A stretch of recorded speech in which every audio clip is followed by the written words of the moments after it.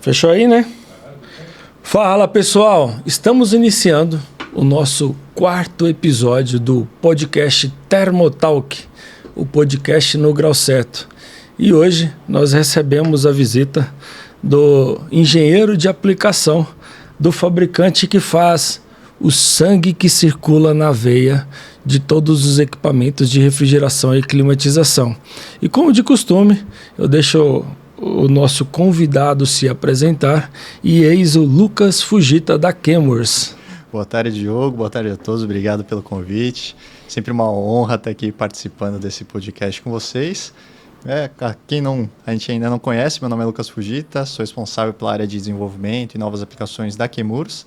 Sou formado em engenharia química, então tenho um pezinho ali para gostar de fluidos refrigerantes e produtos químicos. Trabalhei uma época já em refrigeração industrial, fui supervisor de utilidades em cervejaria, engenheiro de confiabilidade. E nos últimos anos tenho trabalhado aí na Chemours junto com o mercado para poder trazer os melhores produtos, melhores fluidos refrigerantes, né, que vai ali na veia, né, do nosso sistema de refrigeração. Então, obrigado pelo convite novamente, Diogo. Opa, eu que agradeço a presença. E eu sempre costumo falar que uma das coisas que me deixa apaixonado pelo universo da refrigeração é por ser um segmento que é multidisciplinar. Quando a pessoa vai entrar na área, ela imagina que é um segmento de mercado que é proveniente da engenharia mecânica. Mas na hora que ela entra dentro da refrigeração, ela descobre que é engenharia mecânica, engenharia elétrica, química, física.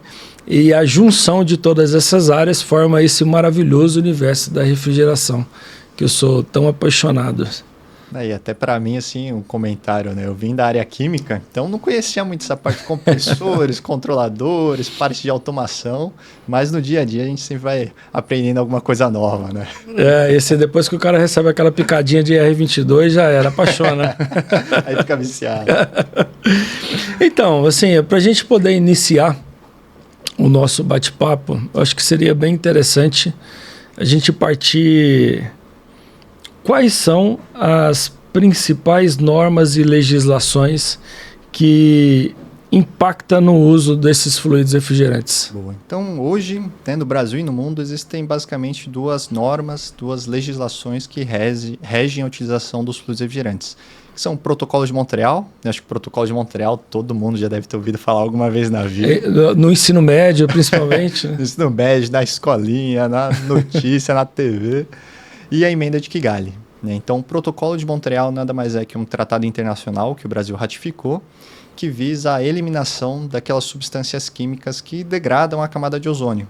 Então, quando a gente pensa em produtos químicos que degradam a camada de ozônio para fluidos refrigerantes, a gente vai estar pensando nos nossos antigos amigos, aí, os clorofluorcarbonos, né, um R11, R12, né, pessoal que chegou a trabalhar com esses fluidos refrigerantes, mas também os HCFCs, como o R22 e o 141B, ainda muito utilizados.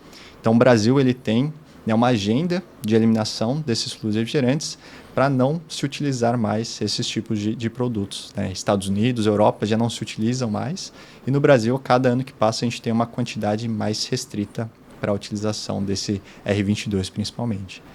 Ao mesmo tempo, né, nas notícias recentemente, vocês devem ter ouvido falar também, quem trabalha aí no universo da refrigeração, sobre a emenda de Kigali. Então, a emenda de Kigali nada mais é que um phase down, ou seja, um cronograma de redução da utilização daquelas substâncias químicas que têm alto GWP. Acho que essa sigla o pessoal já deve ter escutado alguma vez na vida, né? Aquecimento global. Exatamente. Que nada mais é que o potencial de aquecimento global que aquele fluido refrigerante tem. E os fluidos refrigerantes que têm alto potencial de aquecimento global são os HFCs, né? Um 134A, 410A, 404, 507, que é os fluidos que a gente está utilizando hoje praticamente de forma convencional. Exato. Então, a cada ano que passa, a partir do ano que vem, na verdade, em 2024, o Brasil já congela a quantidade de importações, né, de consumo desses HFCs, e a partir de 2029, seguidas reduções do consumo desses fluidos refrigerantes. Então, não é uma novidade, né? Até Europa e Estados Unidos já vive isso desde 2015, 2016, mas a gente vai ver cada vez mais uma tendência de migração para fluidos refrigerantes de menor GWP, mais sustentáveis, mas que garantam a segurança, performance e desempenho dos nossos sistemas de refrigeração e ar-condicionado. Cronologicamente falando, o CFC ele tinha um alto GWP e um alto ODP. Exato. Certo? Que era a depreciação da camada de ozônio. E a segunda, como é que eu poderia falar? Essa segunda família, segunda geração de fluidos, que foi os HCFC, o foco foi na redução do ODP. Isso, o ODP era menor, mas ainda não era zero, né? Ainda não era zero. Menor, mas não era o ideal. Mas em contrapartida, se eu não me engano, o HFC, que é a terceira geração, exato, ele tem um GWP ligeiramente maior, mas reduziu de forma até considerável o ODP. Isso, o ODP dos HFC já é zero. Então não degrada a camada de ozônio, mas tem alto potencial de aquecimento global. Alto potencial. E agora a gente está na quarta ou quinta geração. Na quarta geração, que são os HFOs, que o foco é na redução do GWP. Exatamente. Então, a Chemours, né, lá na época da Dupont, ainda nem era Chemours, né, desenvolveu o primeiro HFO, a primeira hidrofluorolefina, que são uma família, né, na verdade, uma família de fluidos refrigerantes que não vai degradar a camada de ozônio e vai ter um baixo potencial de aquecimento global. Tanto para substituir, né, os sistemas que a gente já tem operando hoje com 404, 134, quanto para projetos de equipamentos novos, né? Então, pega um exemplo assim, ar-condicionado automotivo, você pega carros nos Estados Unidos, na Europa, veículos de passeio, lá não se usa mais 134A. Lá 100% dos veículos novos já vem com R1234YF, que o GWP é 99,9% menor que o 134. Ou a partir de que ano lá que houve essa... Se não me engano, 2017, 2018, os primeiros carros já começaram a ser fabricados em linha de produção em grande escala. E, se não me engano, a partir de 2019, 2020, já começou a ser meio que proibida a utilização do 134 mesmo, nesses veículos de passeio. Então, a gente vê a indústria, né, se movendo primeiro para o que o cliente final, o dono de um automóvel, de um sistema de refrigeração, em sequência vai encontrar lá para fazer uma manutenção, para fazer uma reposição desses fluidos refrigerantes novos que a gente vai encontrar. Nesse caso que você citou da parte da refrigeração automotiva, o 1234, ele permite-se fazer o retrofit ou não? No caso, não. Só para carro novo. Exatamente. Só pontuando. E eu trazendo para minha área, quem sabe que eu sou especialista na área de refrigeração comercial, só uma pontuação. No caso do 404, quando a gente fala de GWP, que é um índice que é calculado em cima de uma substância referência, que é a emissão de gás carbônico, o GWP do 404 é de 3.922, tá certo? Isso aí, tá bom de cabeça, de memória tá bom. Então, ou seja, em outras palavras, o 404A ele é 3.922 vezes mais agressivo, vamos dizer assim, do que o composto de referência, que é o CO2. Então, esse índice ele é largamente utilizado dentro da refrigeração e climatização e nos dá essa consciência de que os sistemas de refrigeração e climatização necessitam passar por essa transição, certo? Exato, e é uma tendência que a gente vai começar a ver bastante agora no Brasil, mas que na Europa e nos Estados Unidos já é uma realidade. Então, por exemplo, hoje lá não se faz mais sistemas novos com 404. Os sistemas novos geralmente já vêm com fluidos que têm GWPs abaixo de 150. Então, lá pega de 3.922 para baixo de 150, você vai ter uma redução de 96%, 97% do potencial de aquecimento global. E aí, é claro, toda a parte de dimensionamento do sistema, automação, segurança, são sempre reprojetados para esses equipamentos novos. Existem alguns fluidos que eles são utilizados para retrofit, ou seja, para substituição direta, mas que aí são fluidos que a gente chama de transição. Vão ter um GWP intermediário entre os 3.900 e os 150, mas que vai ser já uma redução significativa aí de 60%, 70% versus o que ele já utiliza hoje com 404. Eu fico imaginando como é difícil realizar essa engenharia química, de você ter que atender essa demanda da necessidade da transição, você tem que desenvolver um produto para atender aquilo que já existe e um outro produto para aquilo que há de vir. Exato. E essa é a realidade da Chemours, certo? Um ponto que eu acho que é legal comentar, Hoje a gente está falando aí de alguns anos atrás, a gente tinha um universo ali de R11, R12, R22, R202, então tinha lá uma meia dúzia de fluidos refrigerantes. Hoje, se eu parar para contar, tem mais de 80, 90, 100 tipos de fluidos refrigerantes diferentes. E a cada dia, a cada ano que passa, a gente tem novos fluidos refrigerantes sendo descobertos, sendo desenvolvidos. A Chemours hoje ela tem um centro de desenvolvimento, né, chama Discovery Hub, nos Estados Unidos, com mais de 110 laboratórios só de cientistas desenvolvendo as próximas moléculas, os próximos fluidos refrigerantes que vão atender todos os mercados, seja de refrigeração comercial, automotivo, ar-condicionado. Então, cada dia você vê um celular novo por ano. Para fluido refrigerante, a gente vai ver cada vez mais novas tecnologias. E quando a gente vai levar para o lado da física, vamos dizer assim, a gente percebe, né, quão tecnológico é esse produto.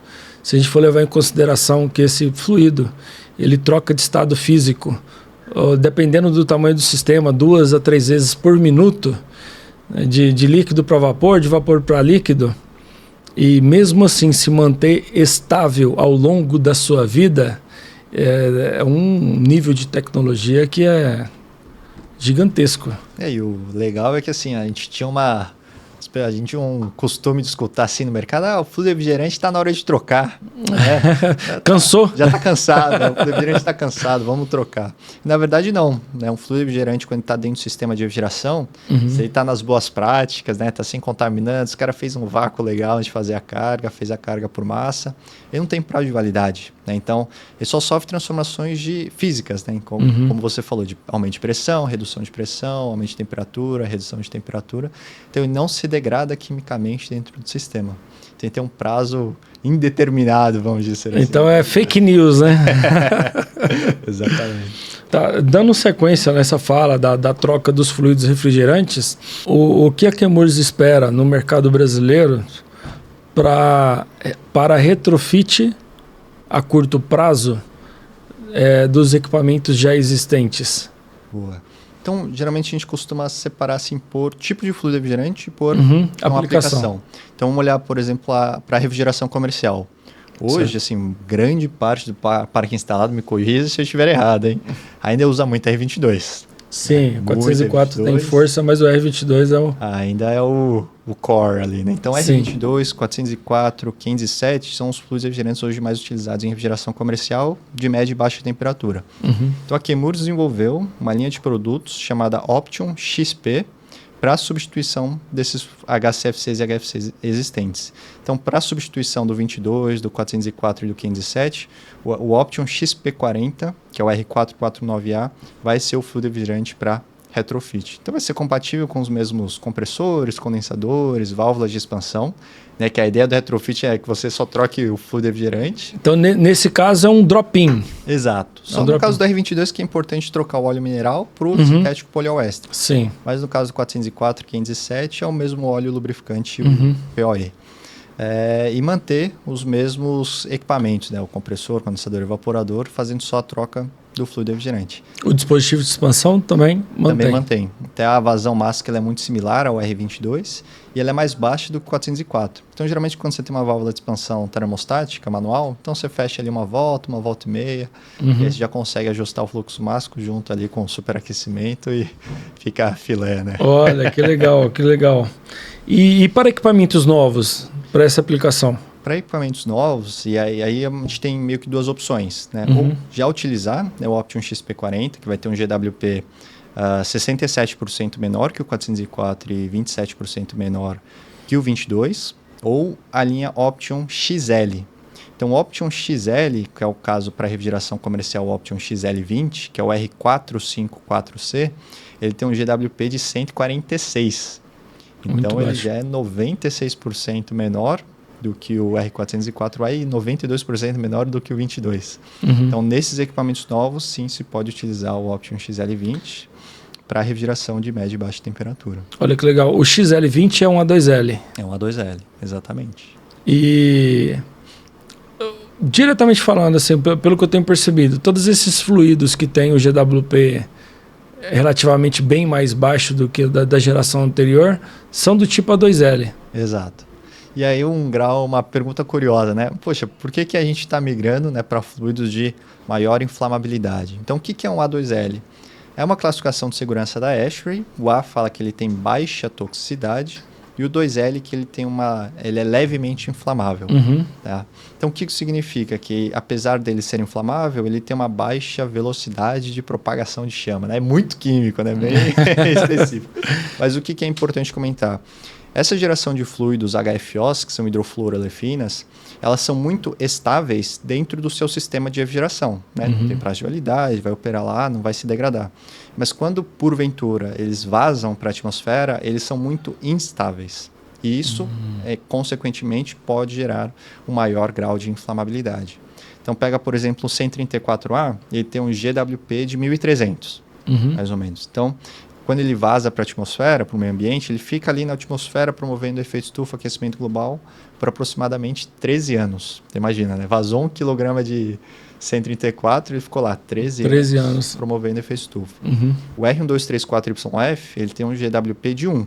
Então, quando ele é liberado na atmosfera, ele tem um tempo de vida na atmosfera de 11 dias. 11 dias. Então, você reduz de 13 anos para 11 dias, consequentemente, o potencial que ele tem de promover o efeito estufa e aquecimento global é bem menor. É imensamente menor. Né? Exato. Se a gente for falar esse tempo de exposição na atmosfera... E aí ele acaba contribuindo menos, né, para o efeito estufa e aquecimento global, e por isso tem sido a opção para a substituição em equipamentos novos, para aplicações de refrigeração comercial, industrial, automotivo. Dentro do mercado da linha branca, qual que é a tendência? É ir direto para o A3, o R290, o R600? Hoje na linha branca a gente vê uma tendência muito para hidrocarbonetos. Por exemplo, o R290, R600, né, o propano, o isobutano. Porque são sistemas que você precisa de uma carga de fluido refrigerante muito pequena. Então, apesar dos hidrocarbonetos serem A3, ou seja, terem uma baixa toxicidade, mas serem altamente inflamáveis, como a carga do equipamento, né, vai pouco fluido refrigerante, vai no máximo ali 100, 150, às vezes nem isso. Né, carga de um isqueiro grande. Tem refrigerador doméstico que vai 45 gramas de fluido refrigerante, de R290, de isobutano, então aí ele consegue utilizar sem grandes riscos. Mas pega um sistema de refrigeração comercial que vai ali 20, 30, 40, 90, 100, 200 quilos de fluido refrigerante, aí você não consegue utilizar diretamente um A3, e aí um A2L tem limites, né, de carga possível de fluido refrigerante maiores do que um A3. Entendi. Voltando para a pergunta original, que fala a respeito dessa questão da legislação, a gente falou do fluido de segunda e terceira geração, o fluido A2L e o fluido A3 agora, que é o fluido que é altamente inflamável. Voltando para o A2L, existe alguma recomendação especial quanto a essa questão de legislação voltado para o armazenamento deste produto? Isso. Até então, por exemplo, quando a gente olha para o transporte, armazenamento, a gente vai estar sempre olhando para as questões de segurança, né, do produto na sua embalagem original, na sua embalagem fechada. Então, um produto, pensa assim, você tem um armazém com vários tipos de produtos lá estocados. Então, um fluido refrigerante A2L ou A3, ele é classificado pelos bombeiros como um fluido refrigerante inflamável, um produto químico inflamável. Então, ele tem que estar sempre segregado, né, de produtos que não sejam inflamáveis. Então, legalmente falando, ele tem que estar no espaço físico que seja segregado aos que não são. Exato. E aí, como característica geral para fluido refrigerante, ele sempre vem, né, num DAC, né, que é o popular botija pressurizada. Então, está longe de fontes de calor, longe de fontes de ignição, ao abrigo, né, da luz do sol, em temperatura sempre abaixo de 52 graus Celsius. Né? A gente às vezes vê o pessoal transportando botija, né, um DAC de 410, 22, lata. Né? E esquece no porta-mala do carro. Esquece no porta-mala do carro, no sol, bate aí 80 graus fácil. Brincando. E aumenta a temperatura, aumenta a pressão. É claro que os produtos da Kenmore sempre têm um disco de ruptura, uma válvula de segurança, mas a gente sabe que nem todas as embalagens do mercado têm, né, esse requisito de segurança para evitar algum tipo de acidente ou incidente no transporte e no armazenamento. É sempre interessante a gente segregar o que for produto inflamável do que for produto não inflamável também. Quimicamente falando, vamos dizer assim, ou tecnicamente falando, existe, na prática, na realidade, o pessoal reutiliza o DAC que não deveria. Até existe uma informação assim, muito clara na embalagem de que ele não deve ser reutilizável. Exato. O porquê que esse tipo de embalagem, vamos dizer assim, ele não pode ser reutilizado? Então, o cilindro, né, a gente sempre gosta de comentar assim, ó, o cara tem um cilindro de recolhimento e um DAC de fluido refrigerante. Então a gente fala assim, ó, levanta os dois. Qual que é mais pesado? O de recolhimento. Sim. Por quê? Porque a parede daquele cilindro ele foi projetada para aguentar sucessivas pressurizações e despressurizações. Então, um DAC ele tem a parede fina, né? Então, você olha, se levanta, ela é leve. Bem Por leve. quê? Porque você vai utilizar para carregar seu sistema com fluido refrigerante e depois descartar como material metálico. Então, usou o DAC, descarta depois, né? Garante que não tem produto lá dentro, descarta com material metálico. E... fazer a despressurização. Isso. E posteriormente o descarte. O descarte. Que é interessante comentar, e isso a gente vê muito, né? Brasileiro é muito criativo. Aí não gosta de perder, não gosta de perder coisa, né? É aquele negócio, se o brasileiro não tivesse tão preocupado em fazer meme, já tinha conquistado o mundo já, né? Então o pessoal pega muito DAC nessas botijas, né, de fluido refrigerante e faz churrasqueira. Tem muito ferragista que faz isso. E a gente encontra às vezes em feira de rua, um monte de lugar de gente vendendo, mas a gente não recomenda. Por quê? Porque você pega um DAC, um cilindro de fluido refrigerante, pega um tambor de óleo, o que tinha lá dentro? Produto químico. Sim. E aí a pessoa vai lá, corta no meio, pinta, joga uma tinta, e aí quando você vai fazer esse churrasco, você coloca ali um carvão, né? Dá uma esquentada. E aí tudo que estava ali de produto químico, de tinta, de resquício que pudesse ocorrer na parede, pode evaporar, né? Pode ir para o tempero da sua carne e fazer tóxico, um sabor ali diferenciado, né? Então a gente não recomenda. Tem gente que gosta de fazer cofrinho, tem gente que gosta de fazer algum tipo de arte. Eu não nego, há uns 12 anos atrás eu já tinha feito um cofrinho da garrafa de R22. Mas para aplicação em churrasqueira a gente não recomenda, não. Nada que envolva a parte alimentícia. Exato. E vamos conceituar o que é um retrofit? O retrofit nada mais é que você fazer a substituição do fluido refrigerante no seu sistema de refrigeração. O retrofit ele parte do pressuposto que você altere o mínimo possível de equipamentos físicos no seu sistema de refrigeração.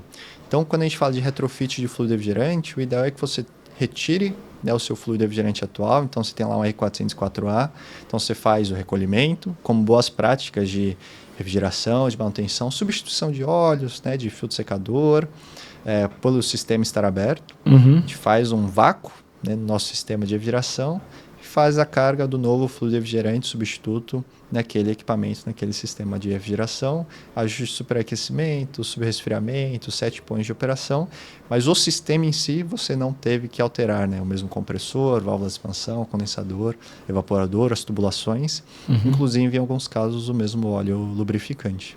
Então a ideia do retrofit é ser como se fosse um carro flex, né? Se tinha um carro que era etanol, acabou o etanol, você vai lá, põe. Você coloca um novo combustível, vamos dizer assim, né?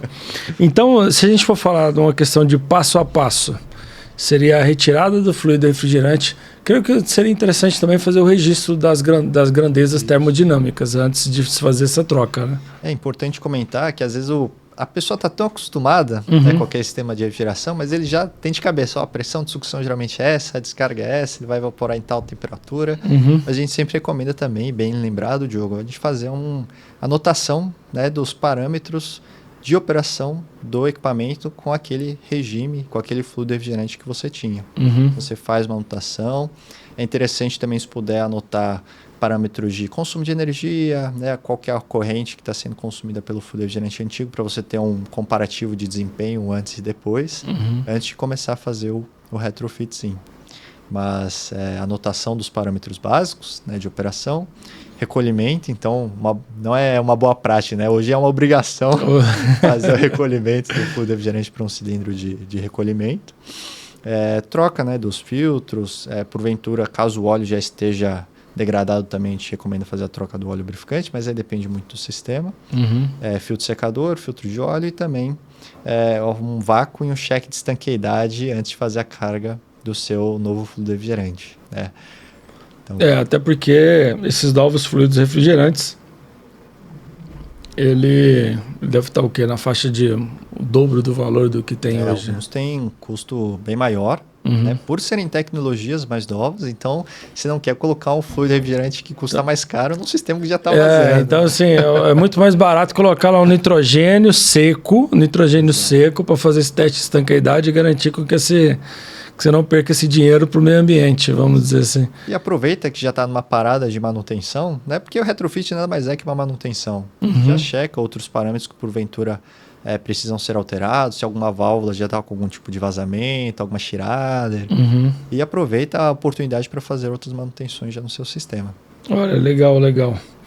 E esse fluido a ser retirado, existe algum procedimento, ou em outras palavras, como realizar a destinação final desses fluidos? Boa. Então hoje a destinação do fluido refrigerante ela já não é mais uma opção, né? Então a gente estava comentando, já é uma obrigação, é crime ambiental liberar o fluido refrigerante para a atmosfera. Hoje existem... Vale só ressaltar de que, tecnicamente falando, isso tem um relatório específico lá dentro do site do IBAMA e que, tecnicamente falando, deveríamos comunicar através desse relatório esse acidente ambiental. Incidente. Incidente, melhor dizendo. Mas hoje existem basicamente 3 formas de fazer uma destinação final do fluido refrigerante. Que a primeira é a recuperação, né? Então você retirar o fluido refrigerante, né? Fazer o recolhimento. A regeneração e a reciclagem. Qual que é a diferença, por exemplo, da regeneração e da reciclagem? Então a reciclagem, quando você retira o fluido refrigerante do seu sistema, passa por alguns processos de filtração. Então você retira partículas sólidas, umidade, óleo e retorna esse fluido refrigerante para o mesmo sistema, para o mesmo equipamento. Isso pode ser feito com esses equipamentos, que eu poderia dizer assim, a nível comercial, aquele que a distribuidora vende lá, com aquela recicladora, recolhedora, isso pode ser feito com aquele equipamento? Pode ser feito. Então, por exemplo, onde que isso é muito comum? Ar-condicionado automotivo. Então pega as oficinas automotivas, geralmente elas têm uma recicladora ali que recolhe o fluido refrigerante, passa por alguns processos de filtração e retorna o fluido refrigerante depois para o mesmo carro, né, para o mesmo veículo. E aí você não perdeu o fluido refrigerante, não emitiu para a atmosfera e não necessitou fazer uma destinação final. O outro processo que pode ocorrer é a regeneração do fluido refrigerante. Então o que é a regeneração? Você recolhe o fluido refrigerante para um cilindro e envia para uma central regeneradora. Então, hoje o IBAMA tem algumas centrais de regeneração cadastradas e homologadas, né? Precisam ser empresas nacionais, que vão pegar aquele fluido refrigerante, vão fazer uma análise para ver se aquele fluido refrigerante pode ser regenerado às condições originais. Então, às vezes um fluido que veio desbalanceado, veio contaminado, está com gases não condensáveis, ele passa por uma regeneradora, e aí ela vai fazer alguns processos, simplificadamente falando, de destilação fracionada e vai recompor aquele fluido refrigerante como se fosse um fluido refrigerante novo. Então, na regeneração não é o mesmo processo que se utilizaria na reciclagem daquele fluido. É um outro processo distinto. Exato, e muito mais preciso. Né? E é importante comentar que na regeneração você sempre precisa de um laudo técnico laboratorial que confirme que aquele produto final esteja de acordo com a ARE 700, que é a norma internacional. Então tem um químico responsável que assina esse processo. Alguém fez a cromatografia gasosa ali. Então, assim, é possível sim reciclar fluidos refrigerantes. E até vai uma dica. Essa é uma forma de agregar valor. Eu vejo que muitos técnicos que trabalham na área falam, vou fazer um investimento de uma recicladora, recolhedora, e mais que são comercializados separadamente, mais uma garrafa de fluido para fazer esse recolhimento. Investimento alto. Mas se você for levar em consideração o valor agregado por trás de um serviço na qual você recolhe aquele fluido refrigerante em um cilindro devidamente projetado para isso e posteriormente reutiliza esse fluido, esse é um valor que você vai deixar de cobrar do cliente, você vai aumentar o valor do seu serviço e todos ganham. E até algumas empresas grandes, né? Eu sei que tem muitas prestadores de serviço que fazem Manutenção em multinacionais, as empresas exigem que você tenha ali um laudo de destinação final daquele fluido. Então, você foi fazer uma manutenção e você foi, por exemplo, descomissionar um equipamento. Então, aquele sistema de refrigeração não vai ser mais utilizado, mas tem lá 200 kg de 404 lá dentro. O cara precisa recolher aquele fluido e falar no relatório final, ó, eu recolhi 200 kg de fluido refrigerante, foi feita a destinação final para essa central e aqui está o laudo, né, do IBAMA, da CETESB, a Agência Reguladora Ambiental do Estado, que vai garantir que você deu a destinação correta. Porque, querendo ou não, essas grandes empresas elas também estão preocupadas em como os prestadores de serviço atuam dentro da companhia, dentro daquela indústria, daquele fabricante, por exemplo. E aí, num último caso, então, às vezes a central regeneradora recebe o fluido refrigerante, mas ele está muito contaminado. Então, poxa, veio R134, 410, ar ambiente, óleo, veio tudo ali, uma salada. E não é possível você fazer a regeneração, ele é destinado para incineração. Só que às vezes a gente pensa, poxa, mas eu vou incinerar aquele fluido refrigerante e vou mandar aquele CO2, né, que ele, depois da incineração ele vira dióxido de carbono para a atmosfera. Na verdade, não. Então, hoje existem algumas incineradoras aqui no Brasil que, após fazer a incineração, né, desses produtos químicos, ela recapta, absorve esse CO2, evita que ele seja emitido para a atmosfera e transforma em outros subprodutos. Então, é sempre uma cadeia para garantir que a gente não prejudique mais, né, o meio ambiente e a atmosfera. Então, esse CO2, ele é o proveniente da incineração, ele é reaproveitado na fabricação, vamos dizer assim, de algum outro subproduto. Exato. Olha que legal. E o que a gente poderia fazer com a embalagem? A embalagem, olha só que interessante, né? O nome técnico dela é DAC, DEC, que significa, do inglês, né, Dispose a Canned Container, que é um cilindro descartável. Então, o cilindro descartável de fluido refrigerante, depois que você utilizou, né, garantiu que não teve mais nada de fluido refrigerante lá dentro, a pressão está zerada, às vezes o pessoal até faz um vácuo ali, né, retira o resto de fluido. Para retirar o resto de fluido. A gente sempre destina como material metálico para reciclagem. Então, para evitar que alguém pegue e reutilize como cilindro de recolhimento, a gente recomenda que você faça um furo, por exemplo, no disco de ruptura do fluido refrigerante. Então, ele vai ficar inapto para ser utilizado como um cilindro de recolhimento, que não é para ser utilizado, ele vai ser destinado como um material metálico para reciclagem mesmo. Tá? Então, o cara pode vender essa embalagem como material metálico. Como material metálico. E até interessante, tem algumas empresas que fazem reciclagem e regeneração de fluido refrigerante que pagam para quem entrega uma botija, entrega fluido refrigerante, mesmo que parcialmente contaminado, paga um certo valor para o técnico de refrigeração que leva aquele fluido refrigerante ou aquele DAC, aquela botija, para as centrais de regeneração e reciclagem. Então, às vezes você tem lá um monte de botija, um monte de DAC, um monte de fluido refrigerante recolhido, que é dinheiro parado para você, mas eu tenho umas 20 garrafas lá guardadas. Poderia ser destinada e retornar para você em forma de dinheiro também, para você reinvestir, comprar uma ferramenta. Sim, sempre é útil.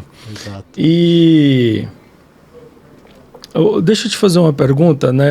Dando sequência aí nessa linha de pensamento, eu já vi alguns vídeos em que o pessoal coloca a cinta térmica em volta da embalagem para poder maximizar essa retirada do fluido, vamos dizer assim.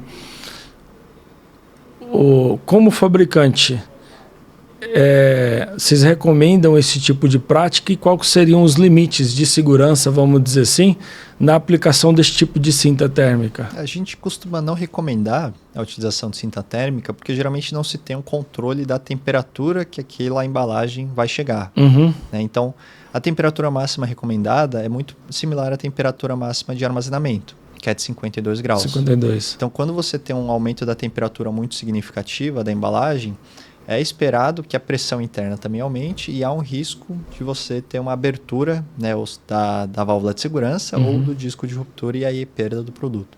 Então, o que a gente geralmente recomenda?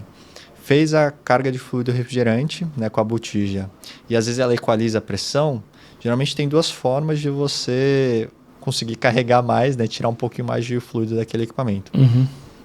Para automotivo, por exemplo, os sistemas são pequenos e a pressão equaliza muito rápido, geralmente a gente parte o sistema de refrigeração de ar-condicionado parcialmente carregado e a própria sucção do compressor vai fazendo a recirculação e puxa um pouquinho do restante de carga do equipamento. O ideal seria que todo mundo tivesse, né, uma recolhedora ou uma recolhedora mesmo de fluido refrigerante para você poder tirar o restante daquele fluido refrigerante e enviar para o seu sistema. Mas a gente sabe que na prática tem uns macetezinhos assim. Essa seria a recomendação do fabricante, essencialmente fazer uso do equipamento, que é uma coisa que a gente chama de recolhedora. Exato. E eu vejo algumas pessoas falando que quem contamina é o óleo, outras pessoas falando, não, o fluido refrigerante contamina também. Quais são os principais contaminantes que podem ser encontrados nos fluidos refrigerantes? Dentro de um sistema de refrigeração, em tese, só é para ter fluido refrigerante e óleo lubrificante. Sim. O ideal, né? Mas quais são os principais contaminantes que a gente pode encontrar dentro de um fluido refrigerante ou dentro de um sistema de refrigeração, seja por baixa qualidade, né, do fluido refrigerante ou por falta de boas práticas de manutenção? O primeiro deles é a umidade. A umidade nada mais é que a água, né, que vai estar ali dentro do seu sistema. Então, se você fez uma carga de fluido refrigerante e não fez um vácuo bem feito, provavelmente ficou ar ambiente com umidade lá dentro.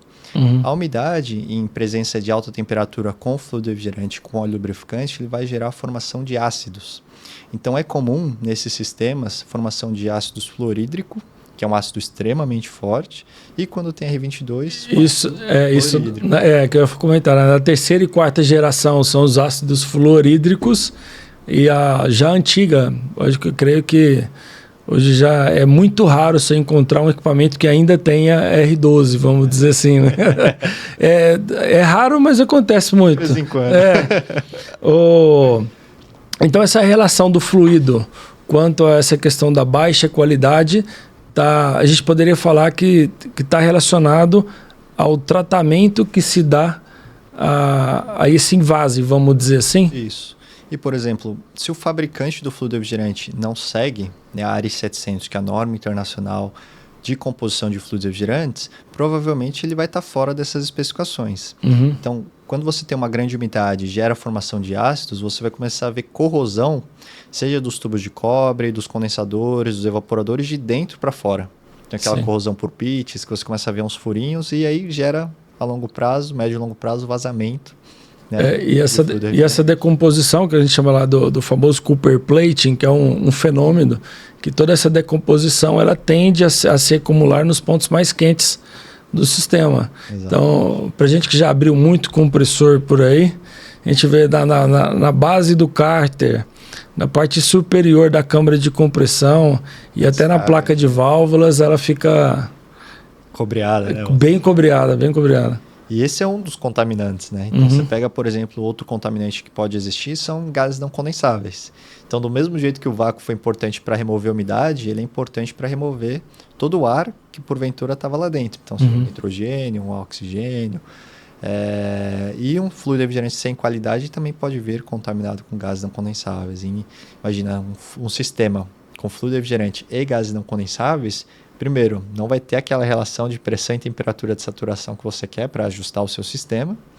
Consequentemente, você não vai ter o seu desempenho, sua performance, sua capacidade frigorífica de projeto, né, idealizada. E as pressões de operação, principalmente da descarga, vão subir bastante. Então aumenta a taxa de compressão do compressor, em outras palavras, diminui a eficiência.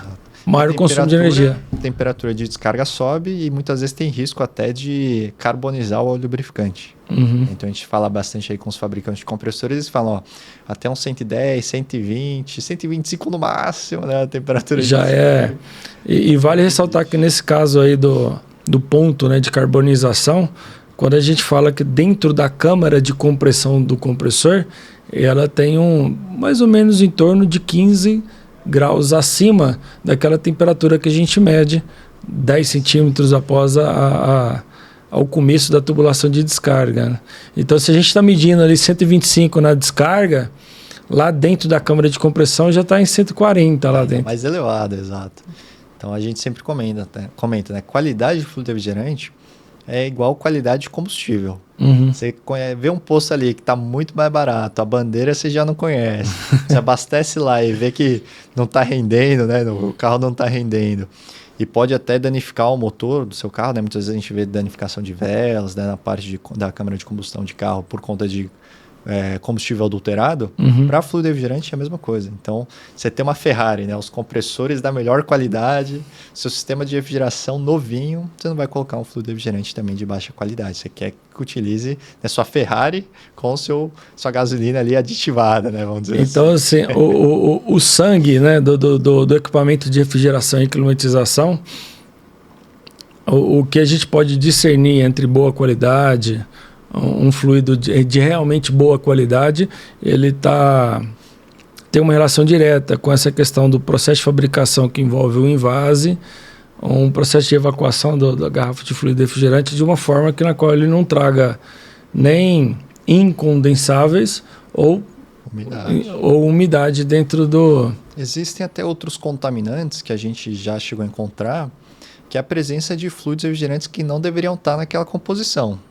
Então, por exemplo, você pega ali um R410A, ele é uma mistura 50% R125, 50% R32. E aí alguns produtos eram comercializados como o R410A, só que quando você faz a análise ali, o que tem lá dentro, não tem nada de R32 nem 125, é alguma outra coisa sendo vendida, né, como fluido refrigerante, mas que não é um fluido refrigerante. O 402, mesmo ele tendo 50% de R32, ele não é considerado como A2L, né? Não, ele é A1. Ele é A1. Não inflamável, exatamente. E aí alguns produtos eram comercializados como 410A e na composição lá tinha um monte de hidrocarboneto e outros produtos que a gente sabe que não vai ter a mesma eficiência, não vai ter as mesmas características termodinâmicas e podem até apresentar um risco à segurança, né, daquele técnico que às vezes por desconhecimento ou se confundiu, achou que era um 410A e não era, e acabar tendo algum tipo de acidente ou incidente com esse tipo de produto. Então, em outras palavras, ainda existe a possibilidade de que se o cara não for investir num fluido refrigerante de qualidade, como que o cara poderia fugir disso aí para poder evitar esse tipo de situação de estar comprando um fluido refrigerante que não esteja nas proporções adequadas?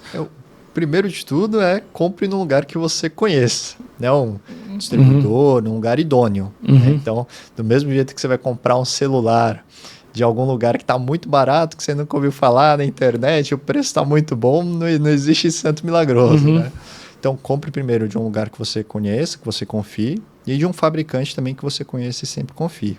Quando você faz a compra física, o que é importante você olhar na embalagem? Primeiro, se ela está com sua estrutura intacta, ou seja, se ela não está amassada, se não está com nenhum tipo de avaria, se o fluido refrigerante, os produtos da Chemours sempre vêm lacrados, então se a válvula está lacrada, com aquele lacre térmico, com lacre térmico. É importante também você avaliar se a quantidade de fluido refrigerante lá condiz com o que está escrito na embalagem. Então, às vezes você vê lá uma botija de 11,35 gramas. Aí você levanta e fala, está meio vazio aqui, está meio estranho, né? Então aí já é um indício que provavelmente não tenha, né, aquela quantidade de fluido refrigerante ou talvez até a qualidade. Informações do fabricante, então às vezes CNPJ, dados de onde ele foi produzido, informações do químico responsável, né? O fluido refrigerante é um produto químico. Tem que estar sempre descritos na embalagem por lei, na verdade, né? E tenha sempre a FISP, né, que é a Ficha de Informação de Segurança de Produtos Químicos em mãos, ou peça ao fabricante, e a gente sabe que nem todos os fabricantes têm, porque não se comprometem, né? Não tem a preocupação de ter, né, mesmo sendo obrigatório, de fornecer para os clientes finais, mas é obrigatório ter sempre a FISP daquele produto químico. Entendi. Assim, eu acho que pouquíssimas vezes na minha carreira, nos meus 19 anos de carreira, mas existe a falsificação do produto da Chemours, aquele produto que está lá com embalagem Chemours, mas não foi fabricado pela... Olha, hoje é muito difícil, tá? Hoje a gente dificilmente encontra, mas alguns anos atrás a gente já chegou a ver. Então, às vezes a pessoa pegava justamente alguma embalagem que estava vazia, né? Alguém jogou para a destinação final. Então, aí a pessoa pegava, carregava aquela botija com gás de cozinha, por exemplo, e vendia como se fosse um Freon 410, um Freon 22. O gás de cozinha seria como se fosse um 290, né? GLP, né? Gás que fez de pretório. Então... ali era um produto que não era um fluido refrigerante, que estava lá dentro.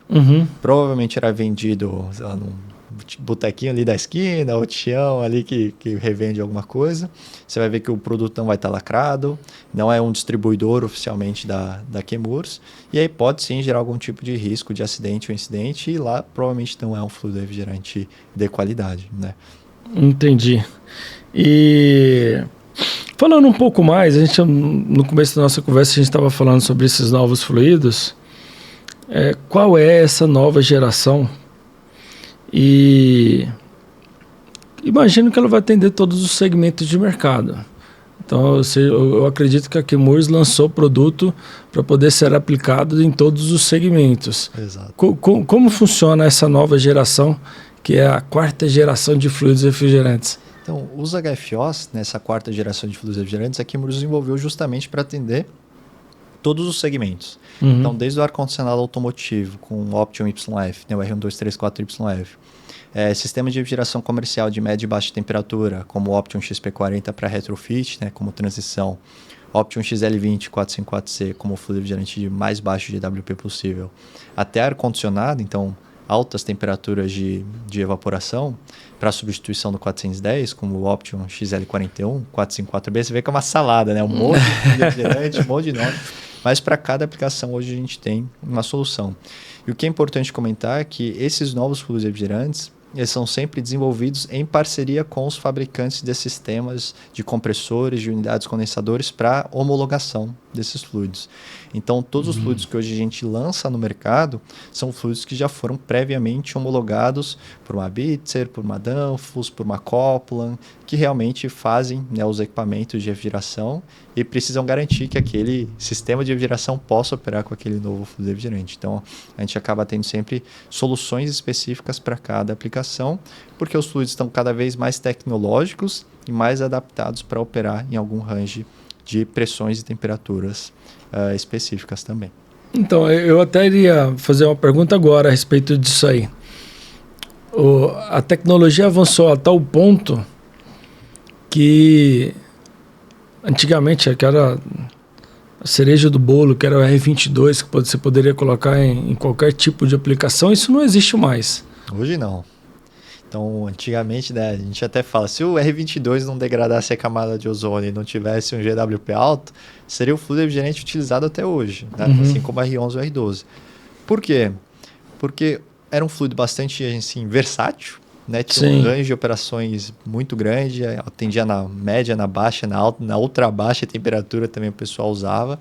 Usava em expansão direta, indireta, cascata, usava em tudo. Booster e por aí vai. Booster, e hoje a gente vê cada vez mais os fluidos refrigerantes sendo especializados para cada aplicação, justamente pelos cientistas estarem buscando qual é a melhor característica que eu preciso, seja de capacidade frigorífica, seja de entalpia de evaporação, de condensação, em quais faixas e quais ranges de aplicação. E aí você obtém o melhor desde a parte mecânica do seu sistema, né, o compressor com inversor de frequência, com modulação de capacidade, com válvula de expansão eletrônica, mas também da maior tecnologia possível para o seu fluido refrigerante também. Então, Entendi. E esse processo de fabricação que envolve aplicações específicas, elas se baseiam em qual... Como é que eu poderia dizer? Em qual conceito? O porquê que hoje não se aplica mais fluidos genéricos? O pessoal poder entender o porquê que hoje existe toda essa salada de fluidos refrigerantes. Isso. Por exemplo, se eu pego um R449A, né, que é o Option XP40, e comparo com, por exemplo, um R454B, que é um Option XL41. Então, tanto o XP40 quanto o XL20 são para média e baixa temperatura. E o 454B e o XL41 para alta temperatura. Então, quando a gente compara, por exemplo, os COPs, né, os coeficientes de performance, capacidade frigorífica, as entalpias de evaporação e condensação e até mesmo o trabalho do compressor estimado com cada um desses fluidos, a gente obtém um melhor resultado, um melhor COP, um melhor desempenho com esse fluido nessa aplicação, com outro fluido nessa outra aplicação. Então é sempre a gente buscando a otimização do nosso sistema de refrigeração, também olhando para o fluido refrigerante. Então, como gerar mais frio, vamos dizer assim, popularmente falando, consumindo o mínimo de energia possível no nosso sistema de refrigeração. E assim, para quem não conhece, esse segmento tão importante e essencial para a vida do ser humano, a refrigeração e a climatização, apenas esses dois segmentos são responsáveis por 17% do consumo de energia elétrica do planeta. Todo o segmento do HVACR é responsável por 30% do consumo de energia elétrica do planeta. E a tendência até 2050, mesmo vivenciando esse processo de transição energética, a tendência é aumentar em 2,5 vezes esse consumo atual. E é algo bastante considerável, muito considerável. E dependendo do segmento, isso é muito maior. Por exemplo, uma casa de carne, uma sorveteria, supermercado, 80%, 90% do consumo de energia elétrica, a gente está falando de refrigeração e climatização. E tem muitas pessoas, principalmente aquelas que não estão ligadas diretamente a nossa área, vamos dizer assim, não tem a mínima consciência da importância dessa indústria que é essencial para a vida. Esses dias até a gente estava falando com o pessoal de aeroportos.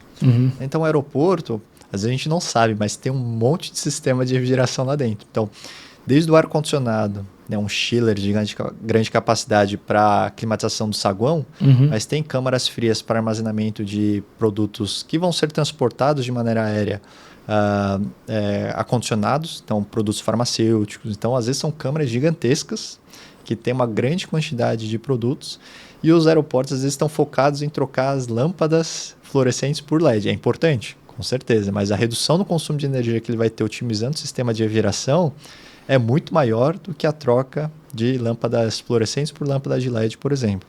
É claro que é importante você sempre balancear, né? Tá sempre atuando em todos os segmentos, mas quando a gente olha para consumo de energia, sistemas de refrigeração e ar-condicionado, vamos dizer assim, são grandes vilões, né, da nossa conta de luz no final do mês. Né? Não só da conta de luz, agora como a gente está falando de uma transição energética num contexto geral, e agora aborda-se muito o conceito das emissões dos gases de efeito estufa, né? Então, quando a gente soma esses dois conceitos, a refrigeração, eu acho que não tem um maior vilão na história, certo? Você fala de participação, assim? Sim, a soma do conceito de um grande consumidor de energia elétrica somado ao que se utiliza hoje em dia ainda, de forma bastante usual, como fluido refrigerante de alta degradação, vamos dizer assim, ou tão inimigo do meio ambiente. Né? E, por exemplo, você pega... Hoje as empresas que participam dos relatórios, né, de emissões de gás de efeito estufa, que são relatórios voluntários, que eles fazem através do GHG Protocol, você pega em grandes empresas que muitas vezes não são indústrias, então um banco, né, que são prédios corporativos, que não tem uma operação por trás, a maior emissão de gás de efeito estufa daquela empresa geralmente são de vazamentos de fluidos refrigerantes dos sistemas de ar-condicionado. E aí um vazamento de 1 kg de 404, como você comentou, é 3.922 vezes maior do que 1 kg de CO2. E se a gente for converter essa unidade, 1 kg de fluido refrigerante de 404 jogado no meio ambiente é o equivalente a 3,9 toneladas de CO2 no meio ambiente. Se a gente falando com outras palavras, é uma quantidade considerável. E, se eu não me engano, acho que um consumo anual de um carro médio dá, se eu não me engano, metade disso aí, anual, de um carro. E é significativo. E é por isso que, além da gente trabalhar com fluidos que tenham menor GWP, é importante a gente focar bastante nessa questão de treinamentos, boas práticas de manutenção, garantir que a gente tenha o menor vazamento possível. Imagina, se eu tivesse um sistema que tem um fluido que tem GWP de 20 mil, mas se ele nunca vazou na vida, eu nunca tive emissão naquele sistema de refrigeração, naquele ar-condicionado. Então é muito importante que as boas práticas de manutenção também estejam sempre alinhadas à utilização de fluidos refrigerantes de baixo GWP. Aproveitando a deixa aí dos fluidos de baixa emissão, e que em tese, né, se eu não me engano, não sei se todos eles ou boa parte deles são de classificação A2L, em termos de procedimento de manutenção, existe algo em específico que o técnico deve observar obrigatoriamente na sua manipulação? Boa. Então, quando a gente fala de fluidos refrigerantes A2L, são, por exemplo, todos os fluidos da Chemours Option XL. Então é fácil lembrar, né? Tudo que é Option XL e A2L.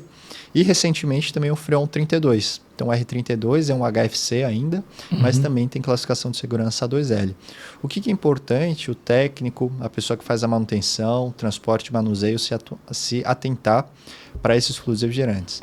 Como eles são fluidos refrigerantes inflamáveis, muitas vezes as ferramentas de manutenção são diferentes. Nem todas, algumas sim. Então, por exemplo, às vezes você tem um detector de vazamento, uma recolhedora, o cilindro de recolhimento é diferente. Por quê? Porque você precisa segregar ou reduzir os riscos que você tenha usando um fluido refrigerante inflamável, levemente inflamável, versus um fluido refrigerante A1 não inflamável. Tá? Então, pega, por exemplo, quem é projetista de sistemas de refrigeração. Então, quem projeta um sistema de refrigeração com fluido refrigerante A2L, é importante que ele siga algumas normas, algumas orientações com relação a medidas de redução de risco e mitigação de inflamabilidade. Então, detectores de vazamento são importantes que você tenha instalado no seu sistema. Em alguns equipamentos que ficam enclausurados, terá exaustão, né, em caso de algum tipo de vazamento de fluido refrigerante inflamável também é importante para que você possa garantir a segurança daquele equipamento. Dependendo do fluido refrigerante e do grau de risco, até componentes que a gente chama popularmente, né, aqueles ventiladores ATEX, Spark Free, também precisam ser utilizados. Então, quanto mais seguro o meu equipamento for, menor serão os riscos de algum evento de inflamabilidade ou de incêndio, vamos dizer assim. A manipulação inadequada, de alguma forma, ela pode provocar aquele efeito diesel no equipamento com esse tipo de fluido ou não? Não, muito difícil, tá? Então, o efeito diesel, a gente sempre escuta falar bastante, o pessoal que operava assim com 410, né, recolhia o fluido refrigerante junto com o óleo e aí aumentava a pressão, aumentava a temperatura. Hoje, o que muitas vezes acontece, que a gente via relacionado ao explodir, né, ao pegar fogo, às vezes em equipamentos que a pessoa ia recolher o fluido refrigerante para a unidade condensadora, ou aquele equipamento estava com excesso de carga de fluido refrigerante, então quando ele recolhia para o condensador de fato não tinha capacidade de armazenar aquela quantidade de fluido refrigerante, ou aquele equipamento estava contaminado, né, com gases não condensáveis, aumentava a pressão, aumentava a temperatura, as temperaturas podiam ser muito elevadas, ou também aquele fluido refrigerante estava contaminado com hidrocarbonetos. E aí hidrocarbonetos a gente sabe que são altamente inflamáveis e aí poderia gerar algum tipo de risco de explosão, de incêndio, que estava ali indiretamente sendo relacionado com o efeito diesel. Mas na prática não tem, né, uma relação direta ele ser um A2L com ter uma maior ou menor ocorrência de efeito diesel. Mas como fluido refrigerante, sempre importante garantir as boas práticas de manutenção, manuseio do fluido refrigerante. Entendi. Para finalizar, eu imaginava que o R32 era um HFO, é um HFC também. HFC, exato. Entendi. E devo ter algum cuidado específico para lidar com esse fluido refrigerante que foi feito para equipamentos novos? Exatamente. Então hoje a gente pega onde que o R32 está sendo muito utilizado, principalmente equipamentos splits de ar-condicionado novos, fabricados para o mercado nacional. Né? Então o R32 ele ainda é um HFC, ele tem um GWP, se não me engano, 66% menor do que o 410, então já é bem mais baixo. Mas a gente considera ele como um fluido refrigerante de transição, né? Porque ele ainda é um HFC, tem um GWP ali menor, mas não muito menor. Mas que por ser A2L, ser levemente inflamável, precisa também dessas recomendações de segurança diferenciadas. Então, nunca misture um equipamento que tem 410 com R32. Né? Às vezes a gente já viu isso acontecer muito de 22 para 410. Você vai estar desenvolvendo um novo fluido aí, né? Aconteceu alguma coisa aí que nem eu sei. Do ponto de vista de manutenção, então imagina, você tem um equipamento lá instalado, já operando com R32 e porventura precisa fazer uma solda, uma abrasagem. Sempre importante você recolher todo o fluido refrigerante do seu sistema antes de fazer uma solda, uma abrasagem, porque como o fluido refrigerante é inflamável, ele pode ter algum tipo de incêndio ou inflamação durante essa solda e essa abrasagem, então nunca fazer uma manutenção com o fluido refrigerante lá dentro. E as ferramentas de manutenção verificar compatibilidade. Alguns fabricantes a gente já sabe que a máquina, né, uma recolhedora, uma recicladora, um manifold, ele já pode operar com fluido A1, A2L, e muitas vezes para A3 é diferente. Mas sempre cheque com o fabricante e o cilindro de recolhimento também é diferente. Existe alguma limitação de carga para esse tipo de fluido, o fluido A2L no Brasil? Existe alguma legislação a respeito ou não? Hoje, como que são definidas, né, as cargas máximas de fluidos refrigerantes para sistemas de refrigeração e climatização? Globalmente, existe a norma ISO 51049, né, que tem as partes 1, 2, 3 e 4. E lá, dependendo do tipo de equipamento, você tem uma limitação de carga para fluidos refrigerantes A2L e A3, por exemplo. Então, se o equipamento ele fica instalado internamente, se ele fica externo, se é expansão direta, sem direta, se tem uma grande carga térmica, uma baixa carga térmica, se o equipamento ele vai ficar exposto, o ambiente que o evaporador vai ficar, por exemplo, é um supermercado, é um shopping center, é uma indústria ou é um centro de distribuição. Então, essa norma ela vai falar assim, com mais detalhes. E as IECs também. Então, existe uma série das IECs. IECs é o Comitê Eletrotécnico Internacional, que é especificamente para normas de projetos de equipamentos elétricos. Então, a IEC da série 60335-2-89 e a 60335-2-40, se não me engano, 49 ou 41, também vai falar especificamente de cargas máximas de fluidos refrigerantes para equipamento de ar-condicionado e para sistemas de refrigeração comercial. Tá? Então, é importante que os projetistas conheçam as normas, apesar de não serem leis, mas que tenham essas orientações de maneira correta para ter um risco sempre bem avaliado e garantir a segurança. Mas no A3 existe uma legislação ou não? A legislação ela é feita em cima dessas normas também. Entendi. Então, aquele que a gente escutava, a carga máxima é de 150 gramas para esses equipamentos. Vinha da ISO 5149 ou das IECs da série 60335 também. Tá? O Brasil, né, a BNT, junto da Abrave e do CB55, faz a tradução de algumas dessas normas para deixar disponível em português, né, para que o público brasileiro também possa ler, interpretar e aplicar na prática essas normas referentes a cargas de fluido refrigerante. Só uma dúvida que me surgiu agora com essa fala. Esse cara projetou um equipamento e não estudou essas normas e por algum motivo acontece algum acidente proveniente da aplicação inadequada, que o cara não observou essas normas, ele vai ser responsabilizado criminalmente, coisa do tipo? Aí é um assunto um pouco mais legal, mas o que é importante comentar é que quem fez o projeto de engenharia daquele equipamento, daquele sistema de refrigeração, ele é o responsável técnico daquele equipamento. Mas o cliente, muitas vezes, ele não tem o conhecimento técnico para julgar, né, se tecnicamente do ponto de vista de segurança está correto ou não está. Então, do que eu conheço, assim, a gente parte da boa-fé que o fabricante do sistema, do projetista, está utilizando das boas práticas, das normas, para garantir a segurança do cliente final, do usuário do seu sistema de refrigeração. Então, existe sim um certo ali dilema, né, de responsabilidades, mas se todo mundo trabalhar da maneira correta, a gente não vai ter nenhum tipo de acidente ou de incidente. E se uma outra pergunta que me veio agora, o técnico utilizando um fluido refrigerante que não foi projetado para retrofit, mas sim para equipamentos novos, quais são as consequências no equipamento, a médio prazo ou longo prazo, que poderiam ocorrer com esse tipo de retrofit inadequado? Primeiro que o fabricante, primeiro passo, ele vai perder a garantia do equipamento. Então, o equipamento foi projetado para 410A, ele vai ter que operar 410A.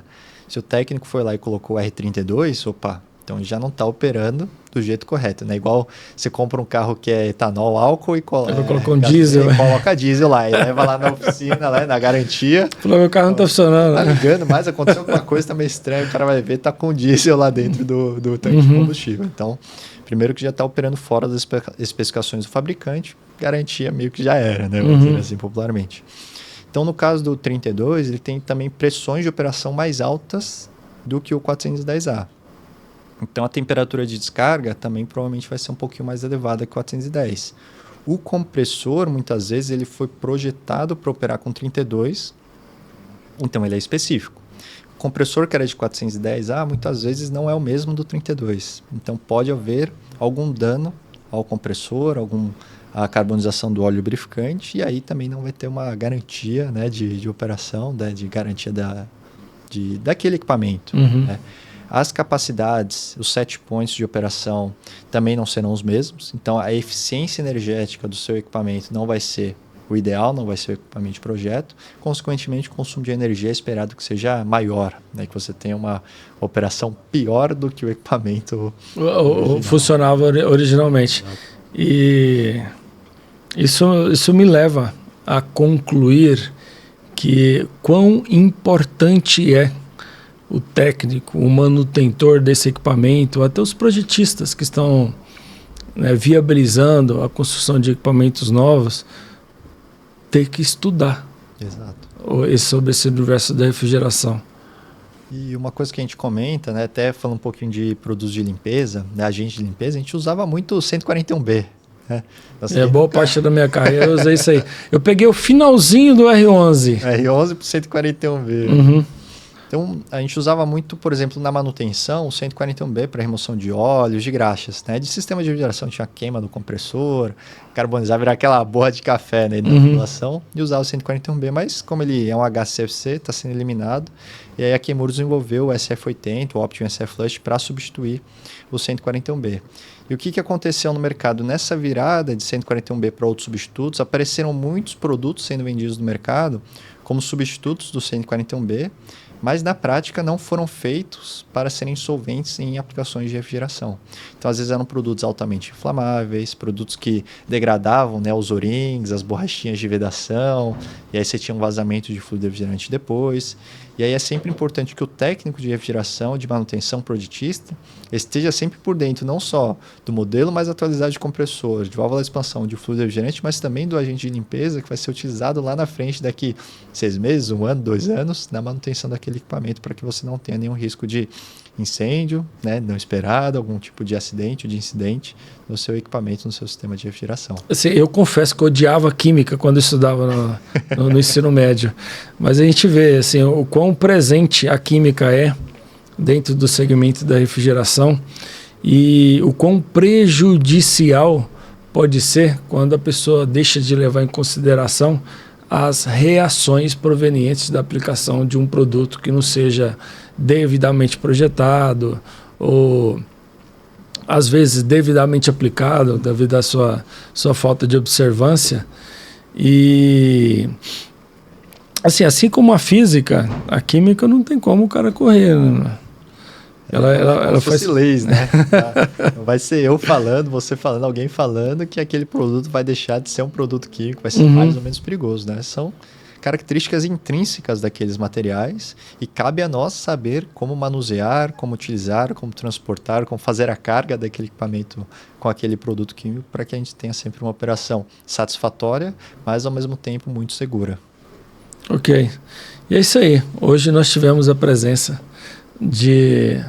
eu tive a honra de poder compartilhar uma conversa com o Lucas Fujita, o engenheiro da Chemours, que é esse fabricante que fabrica esse produto de alta tecnologia que a gente poderia chamar de o sangue dos equipamentos de refrigeração. Lucas, agradeço a conversa, estou imensamente feliz de a gente poder ter tido esse diálogo, ter falado um pouco mais, esclarecido um pouco mais sobre esse, pelo menos para mim, esse apaixonante universo da refrigeração. Não, nós que agradecemos em nome da Chemours, a gente está sempre de portas abertas, né, para poder conversar, compartilhar um pouquinho com o público sobre uma parte um pouco, às vezes, mais técnica, né, de refrigerantes, de produtos químicos, mas sempre buscando ajudar a trazer conhecimento e estar sempre presente para poder auxiliar o mercado nessas jornadas, nesses desafios que cada vez mais estão sempre buscando a sustentabilidade, mas também a garantia da segurança e operação dos nossos queridos sistemas de refrigeração e climatização. Essa conversa deixou bastante claro quão importante a pessoa poder aprofundar nos seus estudos, não é, como se diz, não é só tirar um e colocar o outro, o buraco é muito mais embaixo. E o técnico, né, o projetista tem que estar sempre capacitado, tem que sempre estudar, porque é assim, é um bonde, perdeu o bonde, aí fica atrasado, fica para trás. Sempre novidades vindo aí para todos os mercados, né? E é isso aí, eu acredito que em breve estaremos gravando mais um episódio, afinal a Chemours faz parte desse mercado de uma forma que a gente estava, antes de poder iniciar a gravação, a gente estava falando a respeito disso aí, de que a Chemours é um dos raros fabricantes que abrem todas as portas possíveis, uma vez que não existe nenhum equipamento de refrigeração ar-condicionado que funciona sem fluido refrigerante. Então a Chemours é um dos poucos e raros fabricantes que habita todos os segmentos do mercado, e hoje eu creio que foi apenas uma conversa inicial e que a gente vai poder abordar novos e vários outros assuntos na área aí. E todas as novidades que a gente tiver, a gente traz, compartilha. E a gente também deixa um convite aberto, Diogo, para você ir lá conhecer a nossa planta, conhecer os laboratórios, as operações aqui da Chemours, para a gente estar sempre aí compartilhando um pouquinho de conhecimento com o pessoal. E é isso aí. Um beijo, um abraço e até a próxima. Muito obrigado.